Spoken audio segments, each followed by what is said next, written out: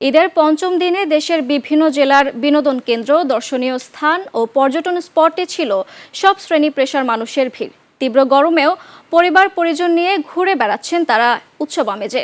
প্রতিনিধিদের তথ্যচিত্রে desk report.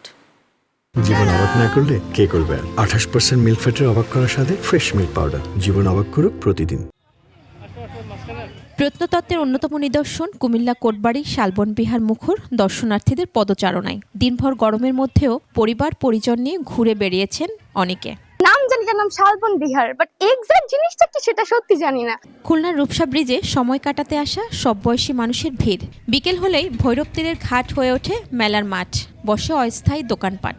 চাকরি জীবনে একটু লম্বা ছুটি পাইছি, সুন্দর একটা মুহূর্ত কাটানোর জন্য এখানটা আসছি। গাইবান্ধায় তিস্তা, যমুনা ও ব্রহ্মপুত্র নদীর 4 স্পটে দর্শনার্থীদের ভিড়। প্রিয়জনদের নিয়ে সময় কাটাচ্ছেন দর্শনার্থীরা। লক্ষ্মীপুরের রামগতিতে মেঘনার তীরে 3.5 কিলোমিটার বেড়িবাঁধের উপর জড়ো হন নানা বয়সী মানুষ। জোয়ারভাটা আর জেলেদের রূপালী ইলিশ ধরা সহ মনোরম পরিবেশ দেখে মুগ্ধ তারা। আমার মনে হয় কক্সবাজার না গিয়ে এখানে এসে এর প্রকৃতি উপভোগ করা অনেক শ্রেয়। এই যে মেঘনা দেখে আমাদের মন সকলের আনন্দিত। মানিকগঞ্জের হরিরামপুরে আন্দারমানিক নদীর পাড়ে ঈদের পঞ্চম দিনেও পর্যটকদের উপচে পড়া ভিড়। বিকেলের পর পদ্মা নদীর পাড়ে বাড়তে থাকে পর্যটকদের সংখ্যা। মহিমা পলি, ডেস্ক রিপোর্ট, 21 টেলিভিশন।